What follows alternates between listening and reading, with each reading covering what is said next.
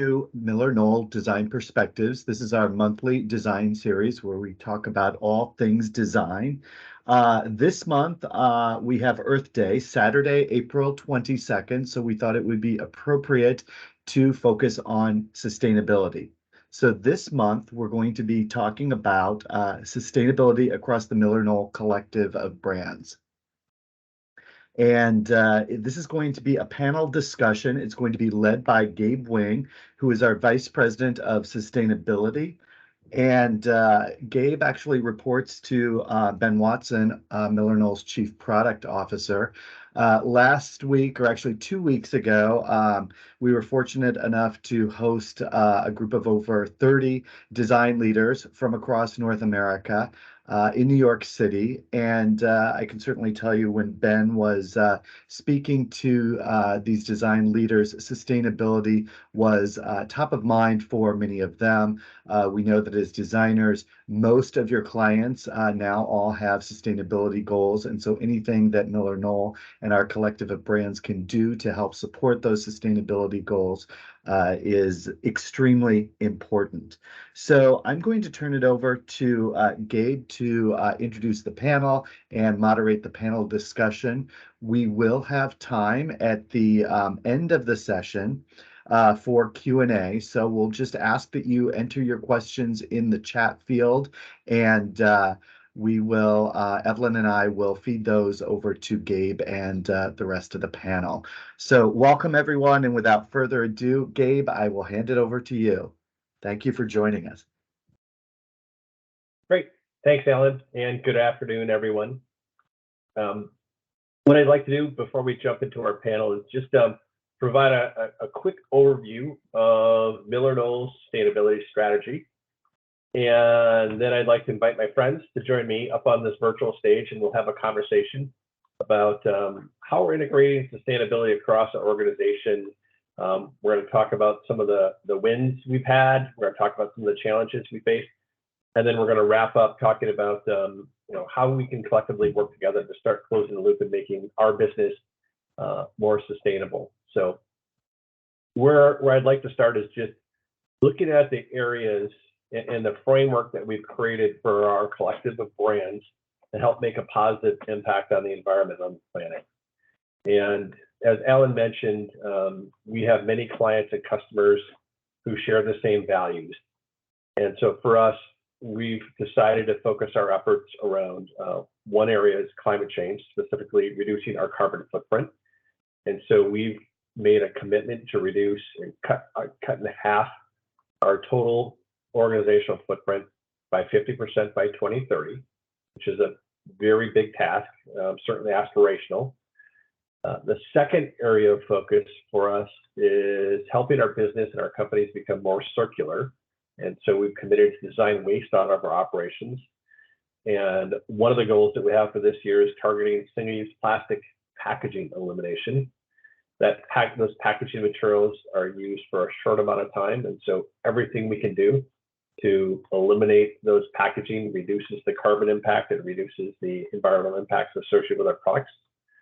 And the third area of focus for our business is around this idea of ensuring that the materials that we specify and use in our products are safe and sustainable. And what that means is that the chemicals that we use inside our products are safe for people in the environment. It also means that we're increasing the use of recycled content for materials like plastics and metals. And it also means that for bio-based materials like wood, wool, leather, those materials are harvested responsibly and ethically and sustainably as well. So with that framework in mind, that creates the overarching architecture where all of the different brands that are part of our organization are laddering up their work to. And I'd like to invite the other panelists to join us on screen.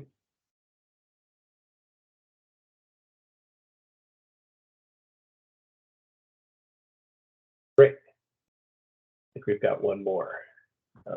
So as we jump in, first up, let's start with Betsy. Betsy is the Director of Environmental and Strategic Initiatives for our textile businesses. And I've had the opportunity to collaborate and work with Betsy on presentations, projects for our clients, some internal projects. And Betsy, I know that you just co-authored a peer-reviewed journal article as well. So I'm hoping that you can share a little bit more about the businesses that you support in your role and how that connects to our 2030 goals. Yeah, thanks. Hi, Gabe. It's good to see you. Good to see everyone. Yes, I did. That's a spoiler alert. I'll tell you about that in a minute. But essentially, my role at Maharam, Knoll Textiles and Edelman Leather is to help develop our environmental strategy and implement it through product design and process. And then I also work very closely with our most forward-thinking environmental clients to help them understand how textiles can help them meet their specific sustainability goals. And for the last 20 probably plus years at Maharam, we've really sought to continually improve our products and our processes, and many of our existing goals really dovetail so fluidly with the larger MillerKnoll enterprise goals. So a couple examples, on the product side, we continue to prioritize textiles with reduced chemistry and increased percentages of rapidly renewable and post-consumer recycled content.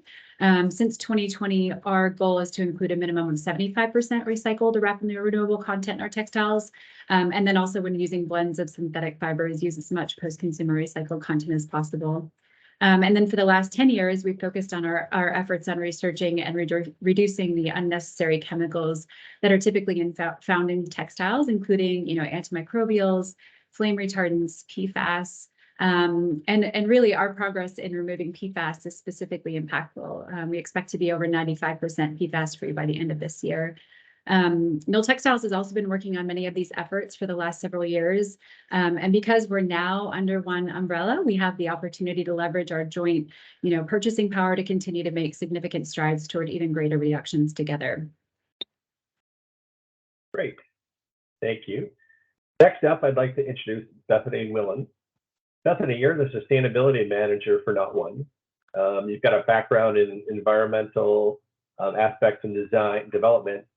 I know you've spent some time in the apparel industry, and now you're the leading sustainability for Naughtone.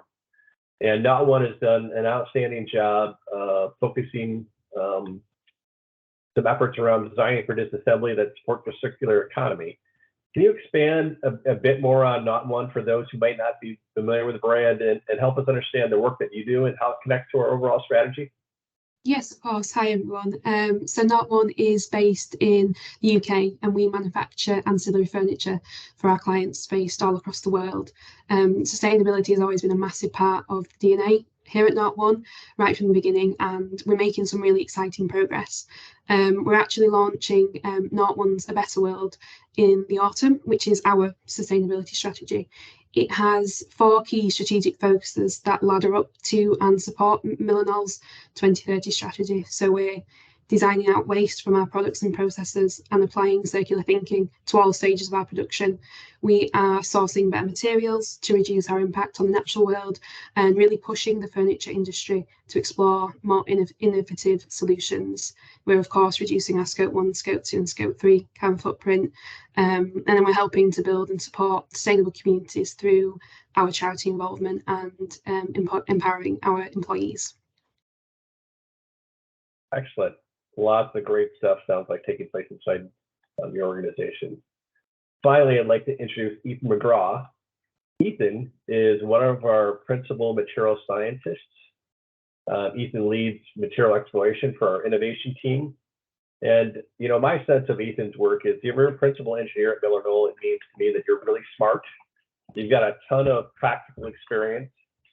And if there's a vexing problem that's affecting our industry, you're going to tap somebody like Ethan. He seems to show up when we've got these challenging problems to solve, and sustainability, in my mind, is a very vexing problem that we've got to solve. So, Ethan, can you talk a little bit more about your role across MillerKnoll, how you're connected to all of the brands that we have, and how you see the work that you do, how it's connected to sustainability? Sure. Thanks for the generous introduction, Gabe. I think you're a little too nice, but I think we're at an exciting time here. Now innovation is going to support all brands across the whole MillerKnoll enterprise. So that's a change from before. I'm actually working on a project with Naughtone. I think we're doing some textile stuff, so that it also affects what Betsy's doing with Maharam. But at the core, our biggest challenge is cutting our carbon footprint. It's a complicated system, and there's a lot of nuances with it. So we're going to have to, from an innovation point of view, rethink how we design and develop products. So the upfront choices we make account for 80% of our product's carbon footprint. So I think it's an exciting time to be in an innovation. It's an exciting time to find new materials, and looking forward to our journey. Great.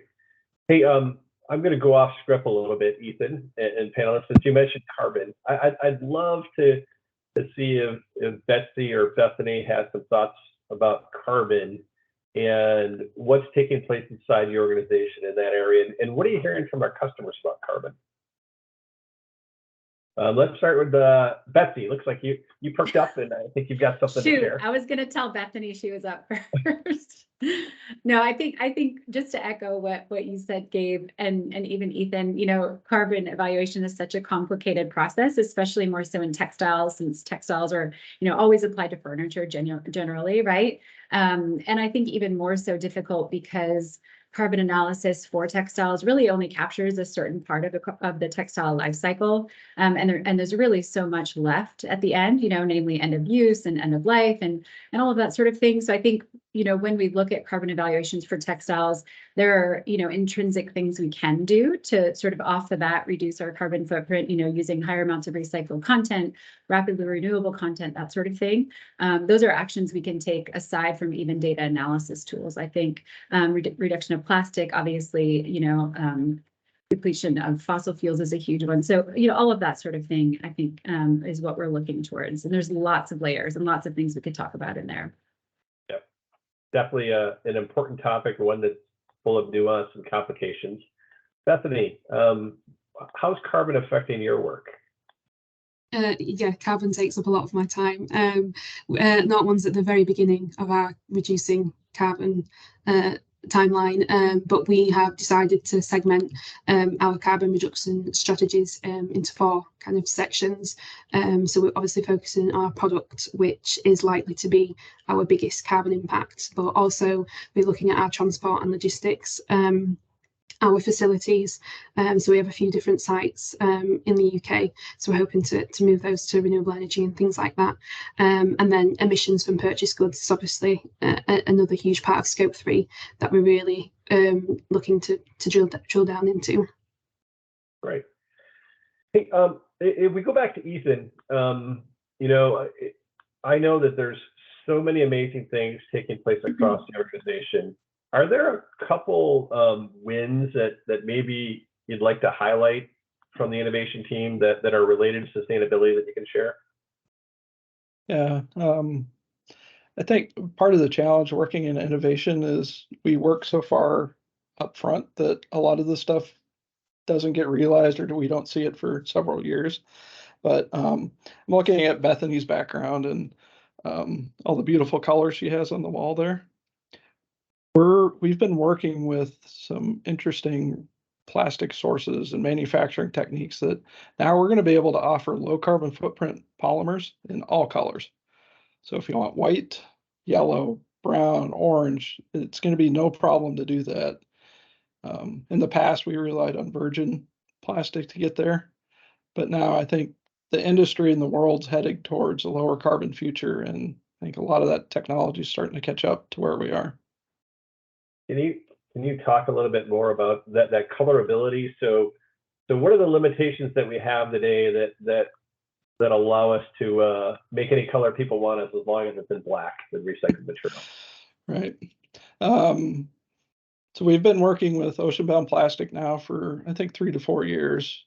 One of the biggest challenges with ocean-bound plastic is because it's a mixed feed stream, we're getting all colors. And just like when you were a kid and you melt, maybe I was a unique kid, but when you melted all your crayons together, you would get this kind of beautiful brown, black mass of color. That's what happens in recycled feed streams. So one option is you can sort but that's very labor intensive and difficult to do. So there's some advanced recycling coming online now that allow these producers to make clear pellet, and now we can get any color we want. Great. Hey, anybody on the call with young engineers, do not give them access to heated devices. I don't think it's safe to do what Ethan did. So be careful if you have any budding engineers in your household. Bethany, what's going on and what's exciting on the Naughtone front that happened recently? Are there any highlights that you want to share with the audience that we should know about? Yes, so part of the work with the strategy that we're doing, we have recently partnered with a company called Greenly for our carbon management platform tool. So they're helping us do the baselining for our Scope 1, Scope 2 and Scope 3 emissions, which is something type of data that Naughtone never really had access to. So that's really exciting, and that's really driving kind of the strategic focus of our activities, but they're also helping us create life cycle analyses per product for our portfolio. So we're really getting kind of that transparency of all the different stages of the product's lifestyle. It is, when you talk about life cycle assessment on the products, right, my head goes to EPDs. Is that is that what's driving some of this activity? And are you seeing, you know, the clients that you sell to, are they concerned about carbon? Is that what's really pushing us to understand? Yes. Yeah, I would definitely agree. I think our sales team is constantly being asked for the embodied carbon of our products, and EPDs is an excellent way to do that. But we're also really keen on using LCAs to guide design decisions and trying to kind of decarbonize our portfolio really, and really create our future products to be as sustainable as possible. Yeah, I think what you just brought up to me is it's really a critical point, is that it seems like the marketplace has been demanding EPDs, and I see Betsy sort of nodding along to this. And those EPDs are nothing more than a set of numbers that you can't really compare from manufacturer to manufacturer. And I love the fact that what you and your team are doing is actually using the data from the life cycle assessment to determine how to make our products better, versus just giving somebody a document to check the box. I think to me that's how we should be using the information, and I think that's the more important conversation to have than can you deliver me an EPD. Betsy, you know, do you want to add to the EPD discussion, and then also talk about you know, what's new and exciting in your world from a textile perspective? Yeah, I mean, I touched on it a little bit earlier with EPDs, but just you know, sort of the lens that EPDs provides to textile is fairly incomplete at the moment, and so you often see varying degrees of data sets based on what's being evaluated. So using those as a tool to make better decisions doesn't necessarily point you in the right direction for textiles as it does for other materials, and that's sort of what we're grappling with at the moment. And then to go back to your question about wins and sort of excitement, you know, you mentioned at the front of the call the research paper, and it kind of goes back to chemical reduction, but also really dovetails nicely with, you know, carbon reduction. Is I just recently co-authored a research paper with colleagues at the Green Science Policy Institute on the efficacy of PFAS in textiles. And really the study found that there was little to no benefit in adding PFAS to textiles, especially considering the negative environmental impacts of PFAS. And that research really corroborates what we've been finding through our internal testing for the last about 10 years. So I'm really excited, I think, you know, that now we can now sort of lean on this, you know, peer-reviewed research to really objectively help our clients understand the impacts of their choices. The paper's also been published in the AATCC Journal of Research, and it's been covered pretty broadly in the press, which is also pretty exciting. So, well, kudos to you for the research and the participation and the publication. I think it might be helpful, at least me, I'd love if you could maybe unpack a little bit more about the efficacy. So it feels like we've been marketed to as consumers that, hey, if you Scotch guard your fabric or you load it up with PFAS chemicals, it's going to provide like everlasting stain repellency and water repellency. Is that not the case? You know, the research that we performed really indicated the opposite. It indicated that there was initial repellency, and that the PFAS would help if you address the stain very quickly. We know that's not always the reality. And it also illustrated that the PFAS treatments wear off. So in order to be truly effective, you have to keep applying the PFAS, which is not something we really want to do. So I think, there's a tendency to sort of feel that, more chemistry is often better. And as far as performance goes, and that you don't want this sort of impenetrable, liquid resistant sort of, bulletproof textile, when in actuality, if stains aren't addressed, if textiles aren't maintained in a proper manner, PFAS really isn't helpful and actually does more harm to our environment and our people using our textiles than really than working. So great. I think that this sort of topic around PFAS, it to me, it seems like a natural progression of just talk about safer chemistry and how that's connected to our sustainability efforts. And so PFAS is clearly something that your team has been focused on and helping to eliminate. Ethan or Bethany, is there any work related to safer materials or safer chemistry that your groups are working on that you can share or talk about? I can go. I think one of the things, if you think about carbon footprint of a base material, simpler is always better, and simpler means less ingredients. So as we've been working towards finding plastics that are more suitable for use, we're tending to look towards simple plastics like polypropylene. Polypropylene's pretty simple. There's not a lot of ingredients. So you don't get all the byproducts that you would with something like a PVC. Any wastewater discharges or fence line emissions. So we're working there. We've actually used PFAS in some other areas of our business, coatings and paints and things like that. So we're actively working on eliminating that from all of our products. So I don't know that you can really separate those things. They all kind of come along for the ride. Yeah. Any thoughts on your end, Bethany? Yeah, I'd have to agree with both Ethan and Betsy. At Knoll, we're working to remove PFAS from bushings and bearings and powder coats and textiles. Textiles is the trickiest one because our customers are the ones that specify and choose the textiles. So we can only advise when it comes to that. But in terms of safer chemistry and things like that, we're also perhaps not directly relating to safer chemistry, but trying to move away from the materials that are derived from fossil fuels to more sustainable alternatives. Great. Yeah, I think to me it's really interesting that the paper and the work that Betsy was doing sort of proved out that the benefits are short term, if at all, and so it feels like the marketing train got ahead of the capability.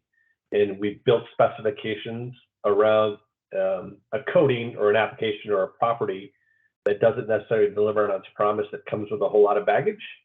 And so I think from a specification standpoint, part of this is just raising awareness that we don't necessarily need those materials in all the applications that they exist in, which it's just good design, right? So as we start to become aware of those issues across the organization, we can make better choices. So we've been talking about, what's going well, and there's always things to learn and share from when things are going well. I think you can also learn, or we can kind of commiserate when there's challenges. And Bethany, maybe if we start with you, what are the challenges facing your organization? What are the roadblocks? What are the problems that still remain to be solved from your group? Yeah, so for Knoll, applying circular thinking to our products poses a really big challenge. We're often faced with the decision of either designing for durability or using really sustainable materials, because often the materials that we do use to make our products durable often aren't the most environmentally friendly. And then the sustainable substitutes that we've looked into don't always meet the quality requirements, because at Knoll we do have a 10-year warranty, so we do need to ensure those products are suitable. So we're always on the lookout for materials that tick both of these boxes, and there's some really exciting things going on in the industry. So yeah, just looking to explore that. But that's I'd say Naughtoone's biggest challenge. Okay. Ethan, it sounds like Bethany needs some help from you on the materials side. Can you talk about some of the big challenges that you see from where you sit inside the organization? Yeah, I think I guess it's a challenge, but we have this long history of design for the environment, and it makes it a little bit harder, or sometimes a lot harder, to improve on our products. You can go out and you can find 20-year-old Aeron chairs still functional today, still in great shape, still working. So we have this long history of doing the right things and doing them well, and now the bar has just gotten much higher, and it keeps getting higher and higher. So it's a challenge, but it's a fun innovation challenge. Betsy, how about you? Do you guys have it all solved and there's no challenges on your end? Yeah, all solved. Yeah, completely. No, I think the biggest challenges for us, one of them, is education, and I sort of referred to it earlier, but, I think as architects and designers navigate project requirements and are working with so many different types of products, it can be really hard to know what textiles or what products meet their specific sustainability criterion in general. And then also hard to, weed through greenwashing claims to really get objective information on the environmental impact of their choices. So going back to EPDs really quickly, it's such a impactful conversation there, because a lot of data will illustrate that, rapidly renewable fibers are more impactful than, polyvinyl chloride or PVC, for example. And that's something that requires a lot of education to convey. But when we have specifiers that are looking at data sets and just comparing data sets to make choices, it's really difficult. So especially now, I think it feels like a very crucial time to continue to, be a resource for our clients and really help them think critically about specific materials and, certifications, evaluations, and that sort of thing, really before a specification even occurs, to help them ensure that their project goals are met. And it's just hard to get to everyone. And I think, we're always thinking about circularity here too, right? So especially for textiles, we often get questions about, take back schemes for our textiles. And while I think that question is really well aimed, the practicalities of a take back scheme for textiles is complicated, especially since textiles are always applied to furniture. And I think more importantly, in order to be a really truly effective and impactful, the take back scheme really has to be solved as an industry, and all material needs to be able to be taken back, rather than just, a Maharam textile or a Knoll textile, that sort of thing. So those are two of probably our biggest challenges at the moment. Right. Listening to the conversation from all of you, and we were talking about, Betsy, you were just talking about closing the loop and circularity. We've, as MillerKnoll, we started working with Bill McDonough and trying to integrate cradle-to-cradle design into our organization back in the mid-90s. Started with our efforts around our greenhouse facility and thinking about cradle-to-cradle design back then. And then we formed our Design for the Environment team in 2001, where we tried to reimagine our product development process to make our products cradle-to-cradle or circular. We're still on that journey. We're not there yet. I'd say my sense is that we're starting to do a good job on the design standpoint, thinking about how you would design a product to be circular.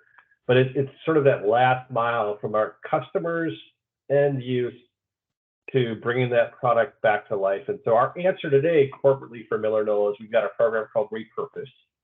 And Repurpose is it's a turnkey program where our corporate clients have the ability, if you've got 10 plus workstations, we can typically make the economics work, and we can come in and grab that no longer needed furniture, and through a combination of reselling, reusing, and recycling, we can keep upwards of 90% of those products out of the landfill.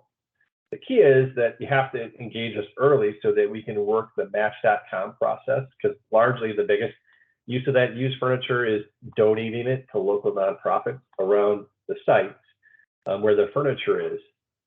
So I'd say it's an imperfect solution that's beginning to get after it. But can you maybe talk, Betsy, a little bit more about how we might be able to close the loop and deal with that last mile to take our products or our textiles from when they're worn out or no longer needed, and helping them avoid the landfill. Yeah, I think a really critical part of that, Gabe, is really, what the folks on this call really excel at is prioritizing design for longevity, right? So arguably, I think the most sustainable textile is the one that remains in an environment for as long as possible. And that requires not only, adherence to testing protocols and development, designing for aesthetic timelessness. And those are two things that, Maharam Knoll Textiles have always prioritized and excelled at. But from there, really helping our clients to choose the right materials for their spaces is critical, helping them understand how to protect their investment through proper care and maintenance, again, so that textiles can remain in a space as long as possible. So, when that material does wear out, to your point, I think we're looking at alternate solutions. We've been working with a textile recycler out of Nebraska. Again, circularity I mentioned is an industry-wide effort, but there are some things that we can control. So our textile recycler this year alone has saved about 18,000 pounds of textiles from a landfill, and that includes samples too. And I know that, we've connected them with a larger enterprise really just to begin discussions about disassembly and recyclability and what can be done there. So I think, we all have these goals and these drivers toward that sort of circularity mindset. It's just getting there that's going to be a little bit of a hurdle. Great. Hey, Bethany, I'm wondering if you can share some of the work that's happening related to circularity in broadest possible sense and not one, right? Everything from end of life for the furniture to how we design our products to manufacturing waste. Would love to hear what's going on. Yeah, sure. So we've recently implemented a process throughout the new product development stage where we score the product on sustainability at every phase of the design process. So the metrics range from material input to embodied carbon to recyclability, amongst a host of other things. And this really helps ensure that we're considering sustainability at every point. Building on the Ever collection that we made, we plan to go a step further with a new product that we're launching at NeoCon, which has a removable replaceable cover that can be done on site by the customer themselves. And this allows for easy cleaning and replacement. Often the upholstery of soft furnishings is the thing that receives the most wear and tear, and the actual structure of the sofa, the chair is often fine. So if we can replace the cover, we can increase the overall lifespan of the product. And then just speaking on kind of what Betsy and yourself referred to, we also have a take back scheme, but a lot of our furniture seems to kind of miss us and go straight to the recycling centres or refurbishment centres. So we're working with a local refurbishment facility that we know does receive our furniture to better understand the challenges that they face when they do receive our secondhand furniture, and how it needs refurbing. So we want to be able to design out some of those issues at the initial design stage so that they have an easier time with our furniture. It's actually something that we're already doing quite a bit of work on. We're hoping to create product passports that we hope to physically attach to our furniture. This may be in the form of a QR code, but we're still waiting to see. But it'll have information such as cleaning instructions, maintenance instructions, how to reupholster the product and how to disassemble it. Great. One of these days I'll have to learn how to make a QR code. Same. Ethan, I'm wondering maybe if you can help us zoom out a little bit, given your role inside our organization. I know that you certainly can help us think about materials that are more recyclable, but what innovations are you seeing along the lines of circularity that maybe are interesting to those on this webinar, that help us understand where circularity is going? What technology enablers are out there that have the potential to help us solve this problem? Any thoughts? Yeah, so it's good to reuse. I think a lot of our programs, we're getting good furniture in the hands of new users, which is great. There's a gap in where furniture is no longer usable. And the idea around that as a raw material source to make new, I think from an innovation point of view, that's where a lot of effort should be spent. There's some companies out there with adhesive technologies that allow veneers and similar coverings to seamlessly come off cores. I think I've also seen in the industry people taking used textiles and making work surface cores out of them. It's an idea of when the product's no longer good for use, can we upcycle it or remanufacture it into something new or useful? Yeah, I think that innovation piece and reimagining sort of how we specify and design materials, to me, it's interesting. The things that are catching my attention in this area are, people using enzymes to, microbes, if you will, to digest PET and repolymerize it. We're starting to see chemical companies, the big chemical companies, look at chemical recycling or pyrolysis, ways to unzip the molecules and then put them back together so it's like new. And those types of technologies and adhesive you mentioned, like the ability to turn things on and off and debond and reskin, like Bethany explained. Like if you could imagine, like if you have kids like I do, like I know that there's grease stains and chocolate stains on my furniture, it'd be pretty nice if I could recover it without having to buy a new one. So I think this, we're getting smarter. We're not there yet, but it feels, at least to me, like the suppliers who make the materials that we use are aligning around sustainability.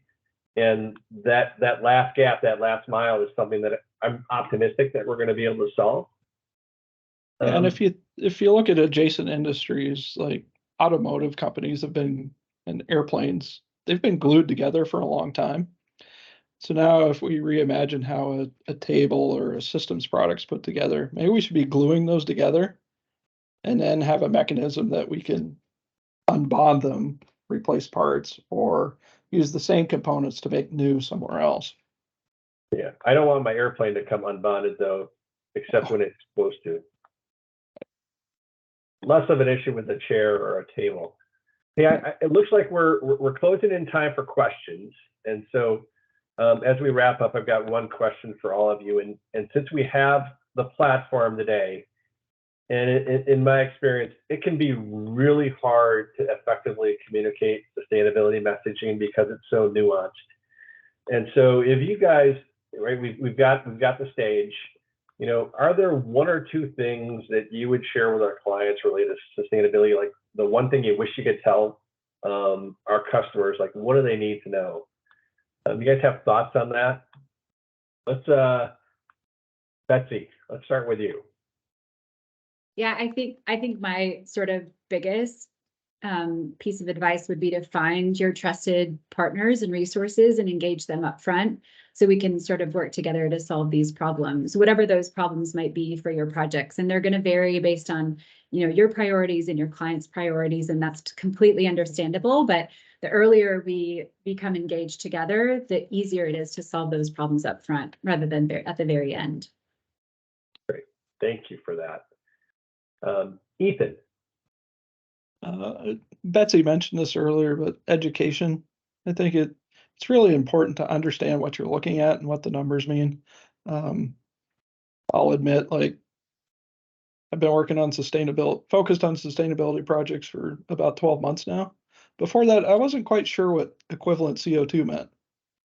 So I think there's just a lot of confusion, and it's a complicated subject. So get educated, ask a lot of questions. Good advice. Bethany.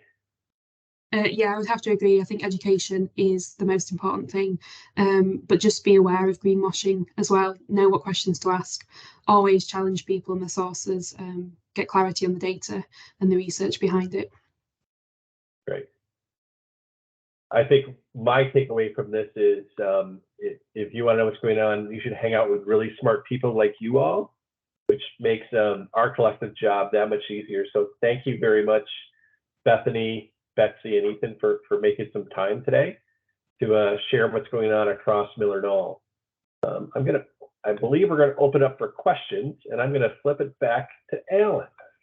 Yeah, sure. Thanks, Gabe. We do have several really great questions here in the chat. So for the audience, I would encourage you to add any additional questions that you've got, but I'll just take them. one at a time here. So Kelly is asking or saying, happy to hear that you are working to remove toxins from your furniture. Is there a timeline set for the removal of toxins you mentioned? So I think they're thinking about, goals, timeline, that sort of thing. Yeah, let me start with that one. So we've talked specifically about PFAS as an example. Right, PFAS is being regulated out, and so we are actively working to remove PFAS-containing chemicals from our products. And our target is the end of, I want to say, 24, so the end of this calendar year. We're working very, very hard to identify and eliminate all known applications of PFAS, starting with the U.S. market, and we will then be cascading that across the globe. But given the regulations, that's sort of driving the action around our efforts. Super. The next question, Bethany, would be specifically for you. Bridget is asking, what was the name of the company Naughtone is working with on carbon tracking? Yes, they're called Greenly. I'll type it in the chat so you can copy and paste. Super.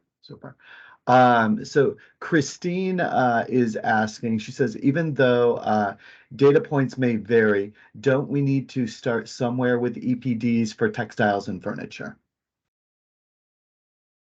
Dave, do you want to go first or do you want me to go first? Why don't you go first? Great, thanks.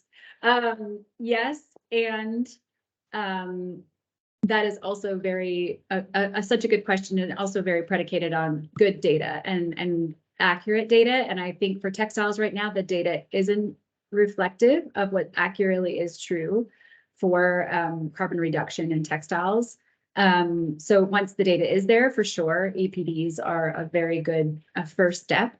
But there's just they're in their infancy at this point for textiles, so they're just not there. They're not there yet. And Gabe, you can speak more to that, I think. Yeah, my comment would be like, absolutely. I think EPD, there's value, as Bethany said, in going through the life cycle assessment process, and I think there's value in publicly disclosing your EPDs. That said, the data is incredibly variable. And so what my go-to is that BIFMA did a round robin study where several manufacturers, 5 of us or so, analyzed the same fictitious chair using the product category rules, which is how to do the LCA. We all followed the rules, and we came up with numbers that were plus or minus 300%. And so word of caution, like, you can't compare EPDs from one manufacturer to another in the same industry, even if you follow the product category rules. So I think Bethany summed it up really well. I think the most important thing you get from the EPD is it identifies your environmental hotspots. And then the question that I would ask in the conversation I would love to entertain is, what are you doing based on the EPD to make your products better? You can also use the actual weight of the product as another guidepost. So if you're looking at 2 chairs and the EPD says 175 kilograms and 160, but the weight is much different of the actual product, that's another indication of carbon footprint or material use. Yeah, there's an intensity factor there, right? So dematerialization is almost always a great carbon strategy. Perfect. So the next question is from Ramona. Ramona asks, is there any future plan to create a roundtable where we can consider inviting young designers in our A&D community who are eagerly excited to collaborate and learn?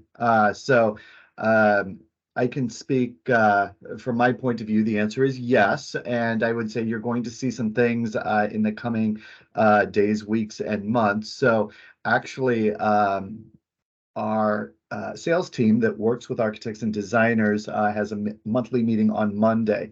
We're going to be introducing to them the first MillerKnoll sustainability presentation. And then later in the year, the goal is to have a CEU presentation around sustainability. So I would say that this is a tool that could be used, to present our point of view, but it would also be a great opportunity for our representatives working with you in the market to use that as a basis for those roundtable conversations and make it a two-way conversation. And I would just ask the panel if they're aware of any, I don't know, Betsy, if there's anything that Maharam or Knoll Textiles has, specific to your brands along these lines, or Bethany, the same with your reps in the market.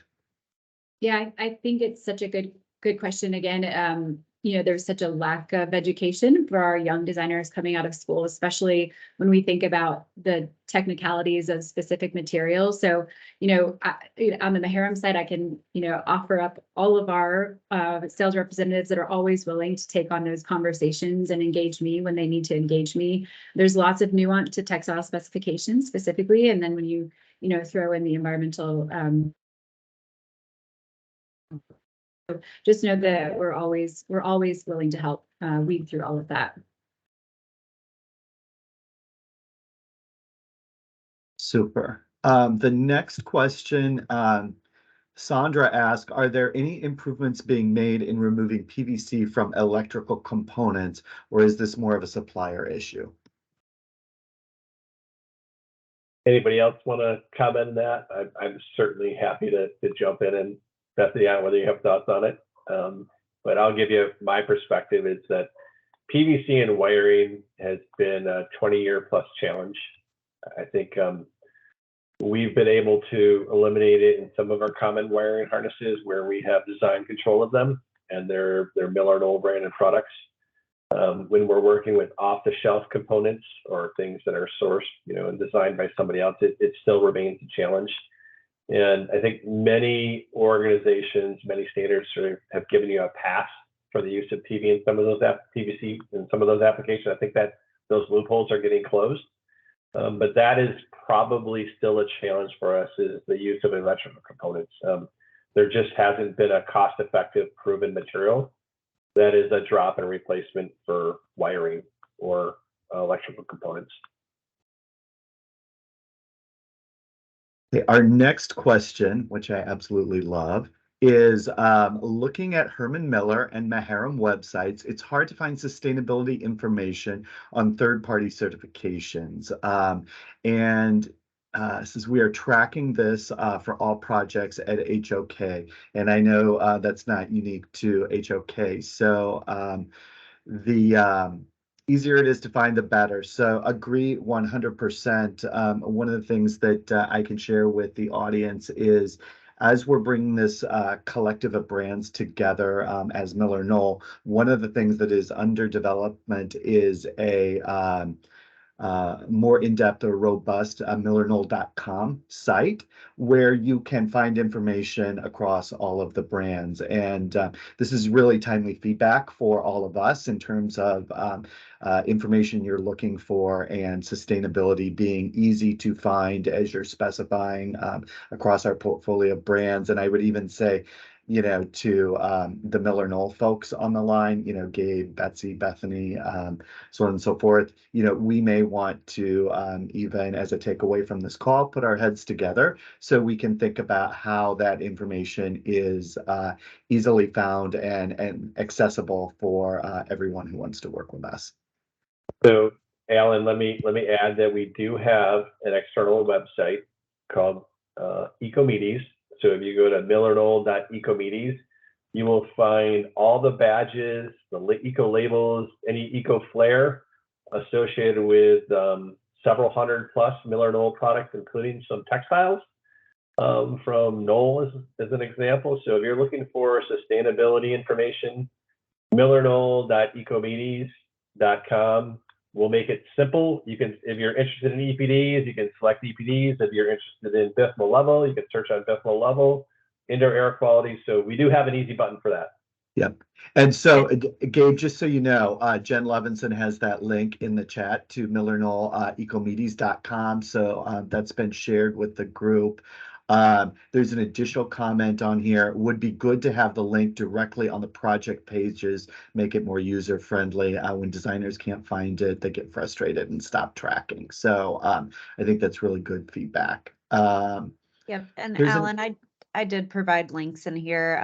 It is available in the Pro Resources section. So there's a top navigation on each product page, at least on Super. hermanmiller.com, where you can navigate to that.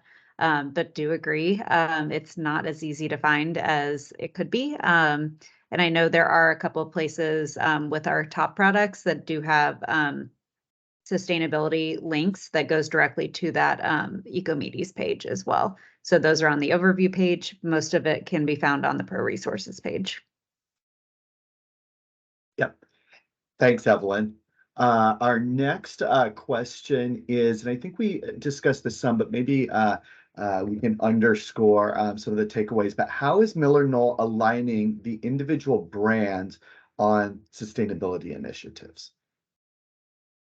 Hey, Gabe, I Bethany. think that's largely where you come in. Yeah, I wonder, like, I can describe what's happening, like, right in what the model that we're building towards is that we have those 3 buckets of work that we created, said, hey, these are the most important challenges and opportunities for us as a business.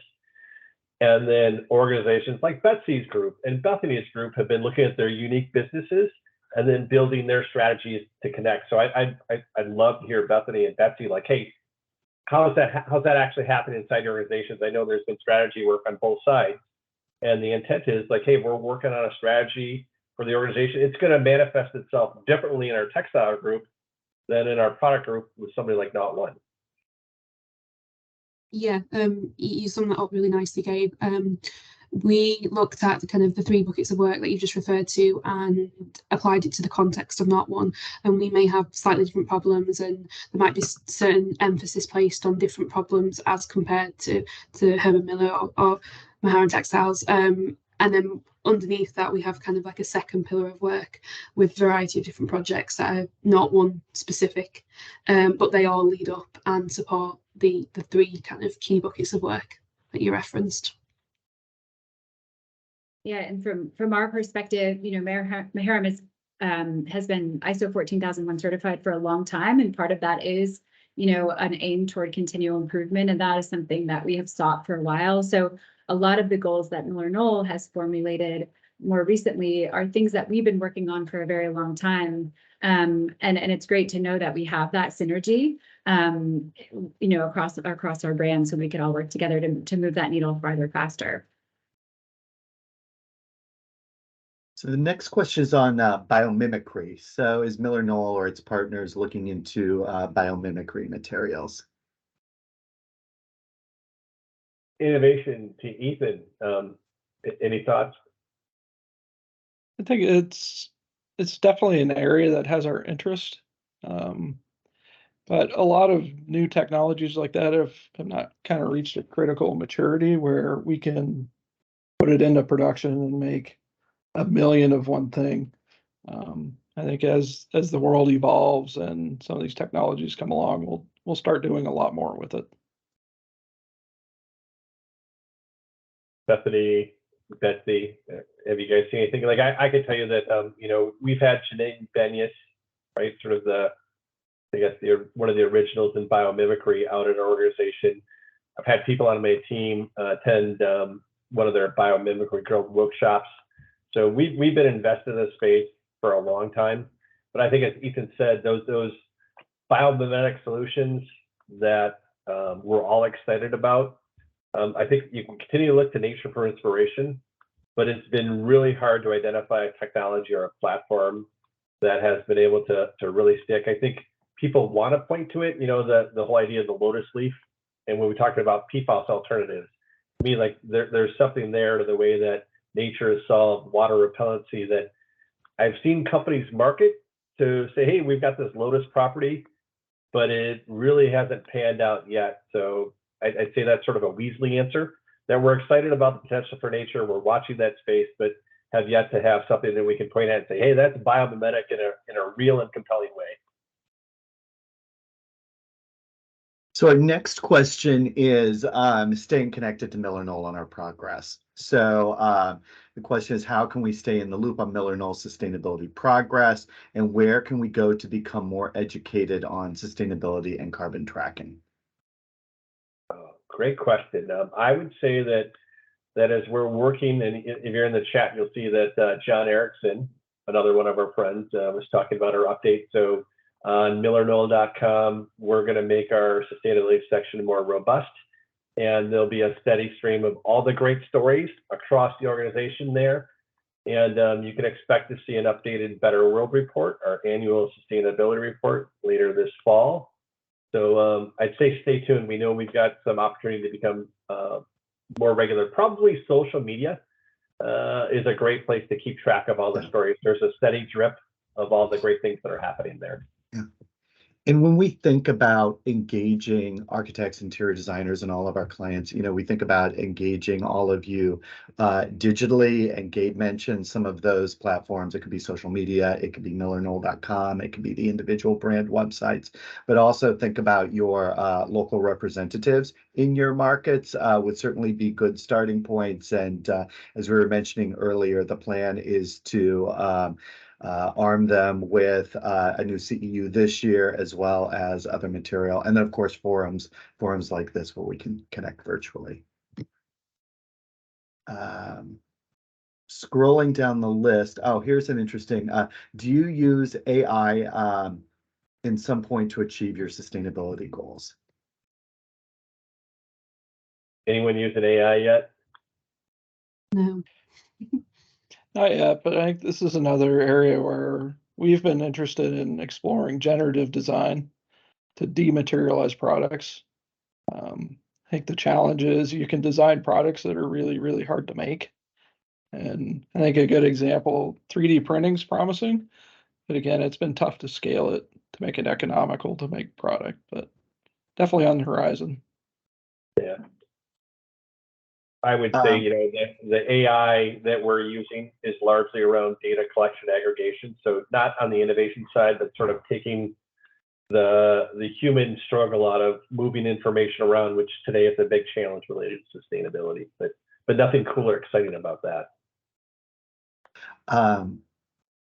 Here's one on someone is interested in fair labor sourcing tracking with our sustainability and certifications. I think that's just more of a comment than a question. Question, can we get the link to Betsy's peer review article? So it looks like that's been shared.